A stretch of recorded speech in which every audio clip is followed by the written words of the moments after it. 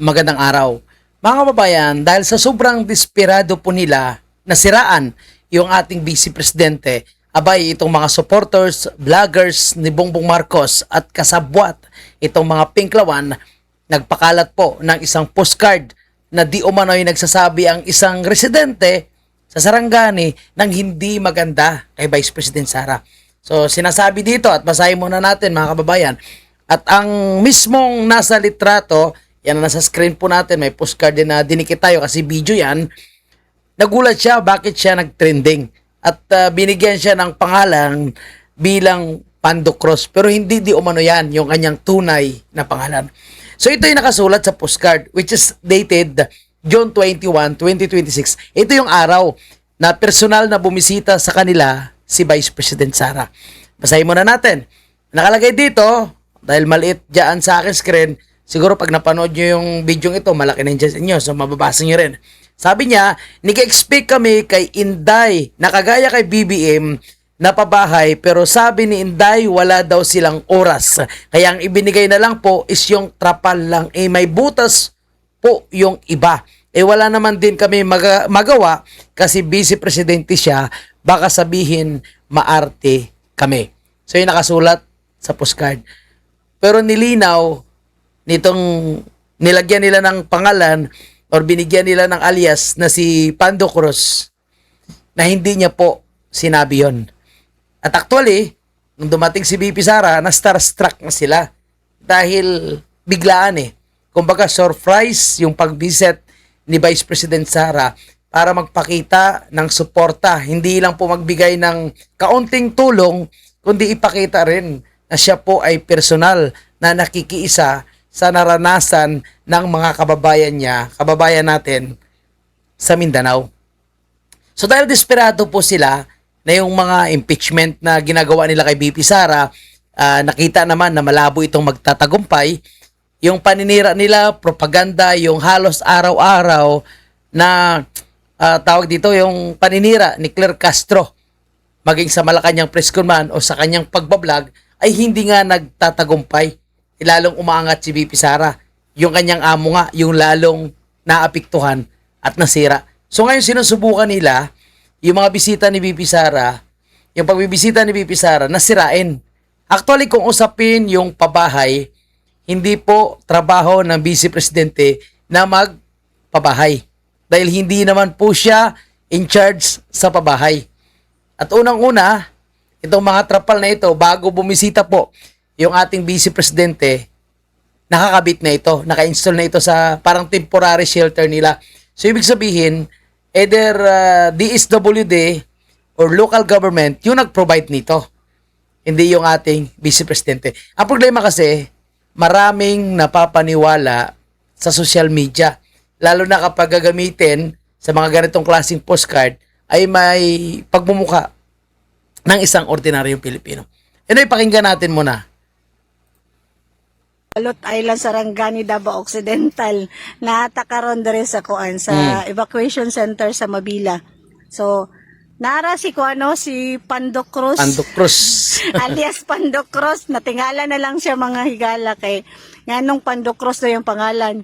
Kinsa gani mong pangalan? Raymark Barliso Lumpid. Oh, siya Raymark si pala yan. Raymark Barliso Lumpid. Oh. Taga-asa gani ka? Tagatagin. Taga-Tagen. So, ikaw man gutong nag-viral nga picture. So, gahapon dun sa imong feeling nga nakita jud nimo si BP sa personal. Nalipay. Nalip- Siyak. Oh, na-shock jud ay ka. Kay kadungog jud ko gahapon, wa jud kay tingog-tingog, nagtatulala ka ba? Actually si Soy Soy ang nagstorya gahapon. Unsa tay mga Mantakin nyo mo, no? Magugulat ka yung picture mo, yung nasa trending na mga picture at sinishare ng mga vlogger ni Bongbong Marcos at mga pinklawan at ginagamit paninira kay Vice President Sara.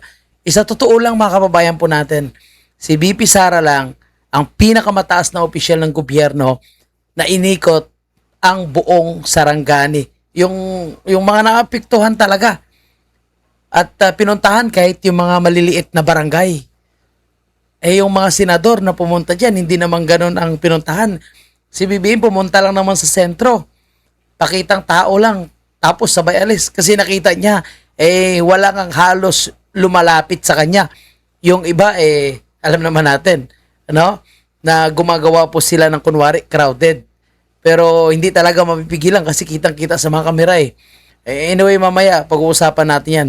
Ipatuloy muna natin to. Giingon gahapon, Soy. First time kayo nalipay yung na sunod ng presidente, dire vice president, malipay. Oo, nya. Alangan makatawa pa, may dapat makatawa sa sibilyan. Pero ang kuan, unsa may nahatag ni BP sa inyo ha? Tapos yung natabang sa mga gamay cash assistance. Oh. Kahit putbang sa iyo, kasi may di malipay, anak. So, happy kay sila mga kuan sa mga kaisla kay wala jud sila nag-expect nga inato ba ang mahitabo. Surprise visit ba ya to? Okay, tapusin na natin yung video na yan. So mga kababayan po natin, lahat kasi gagawin nila para masira yung ating Vice Presidente. Kaya kunwari, may mga postcard na kumakalat na ganito, syempre marami yung nagalit, dismaya kay Pipi Sara dahil kukumpara nila kay BBM daw, yung kanyang temporary shelter, ay container, kay BP Sara daw, trapal. Tandaan natin mga kababayan, walang budget yung ating Vice Presidente sa pabahay. Wala siyang mandato para sa pabahay. So ang pagbibisita niya ay nagpakita ng moral support, pinapakita niya yung kanyang sarili na nagsusuporta sa mga tao. Kasi alam mo, mas kailangan ng tao rin yung talagang moral support, hindi lang yung ayuda. Lalo na sa mga leader ng ating bansa na makikita nila na nandyan yung leader natin. No? Tinitingnan kung anong sitwasyon sa kanila at kung ano yung kanyang maitulong ay ginagawa niya. So, walang budget yung ating Vice Presidente para sa mga ganyan. Iniipit yung budget. Pero nakita mo na nakapag-provide siya ng kaunting tulong at kaunting financial assistant. Kahit ginigipit na po yan, mga kababayan natin. So, wala pong pabahay na ginawa si BP Sara. Of course, yung trapal is provided na po yan bago dumating si BP Sara. At kung nagbigay man po siya, yan po is malamang galing sa mga ilang nag-donate or nagbigay para makatulong sa ating mga kababayan. And kung magbibigay si BP Sara ng pabahay, malamang hindi po mabilis masira. Malamang hindi po yung temporary lang. Kung may budget yung ating Vice Presidente. Pero sa ngayon, wala po siyang budget. So, wala po siyang pabahay at hindi pwede maikumpara sa kay Bongbong Marcos dahil napakalayo. Ang kabuuang budget ng gobyerno nasa kay Bongbong Marcos. Hawak ni Bongbong Marcos. At sila rin, yung may pinakamalaking budget na ninakaw sa Kaba ng Bayan, which is the flood control project, na pilit nila dinadivert at binabato ang putik na supposed to be sa kanilang pagmumuka, binabato nila sa ating Vice Presidente. At alam niyo mga kababayan po natin, iba yung pag-welcome kay Vice President Sara sa kanyang pagbibisita. Hindi lang po sa kanyang teritoryo sa Mindanao, kahit saan sa Visayas or sa Mindanao. Alam niyo yung kaibahan lang. Kapag si BP Sara ang pumunta, lahat na may cellphone nagbablog para ipakita na nandito na si BP Sara, dumating na si BP Sara, at ipakita kung gaano sila kasaya na nakita nila yung ating Vice Presidente at kumbaga special para sa kanila na personal silang pinuntahan, lalo na yung lugar nila is napakalayo. Kumbaga yung iba liblib pa nga na lugar, yung iba nasa kalsada lang nag-aabang, pero pilit na pinupuntahan ni BP Sara kasi kailangan yan. Lalo na sa mga ganitong klaseng krisis, kailangan din ng bawat Pilipino na makita yung leader na nagsusuporta sa kanila. So, yung mga nagpapakita na dito si BP Sara, yung ordinaryong Pilipino. Diba? So, ordinaryong Pilipino na masaya na ipakita si BP Sara. Yun ang mga nagpa-vlog. So, hindi kailangan ni BP Sara na magdala ng media, hindi kailangan ni BP Sara magdala ng kanyang vlogger, dahil ang tao mismo ang nagpapakita na siya ay dumating at nagpapakita kung ano ang kanyang tinatrabaho. Hindi yung may media na nakasunod, hindi yung may mga vloggers, kagaya ni Bongbong Marcos, may media, may vlogger, para kunwari nagtatrabaho. Pero kung tanungin mo yung tao na kanyang pinuntahan, hindi nga halos makangiti. Dahil pakitang tao lang ang ginagawa ni Bongbong Marcos. At hindi naman kayang pumunta ni Marcos sa mga liblib na lugar. Doon lang sa sentro. Lalong-lalo na sa mga napakadelikadong lugar. Si VP Sara walang pinipili yan. Ay hindi nila pwedeng maikumpara si VP Sara kay Bongbong Marcos dahil napakalayo.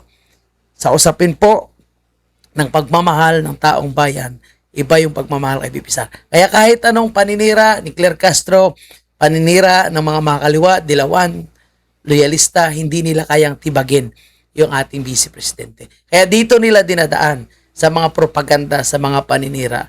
Pero the more na sinisiraan nila, the more na minamahal ng taong bayan. Kasi, nalalaman pa rin natin kung totoo o hindi yung mga pinagsasabi nila. Kaya nito, nag-trending yung picture niya. O, pinuntahan siya ng isang kababayan natin. Si Mario. O, tinanong kung totoo ba ito. Ayan. Nilinaw niya na hindi totoo yan at hindi niya sinabi yan. At na-starstruck na sila nung makita yung ating Vice Presidente. O, alam ko kayo ganun din. Na kung mapupuntahan kayo ni VP Sara, alam ko na kayo mismo na nanonood sa video ito, mas gusto nyo na mag-post at ipakita na pumunta si VP Sara sa inyo na nakita nyo personal yung ating Vice Presidente. Kami nga vlogger eh. So na-starstruck din kami kapag makita namin yung Vice Presidente. Kayo pa kaya? Okay, maraming salamat at God bless everyone.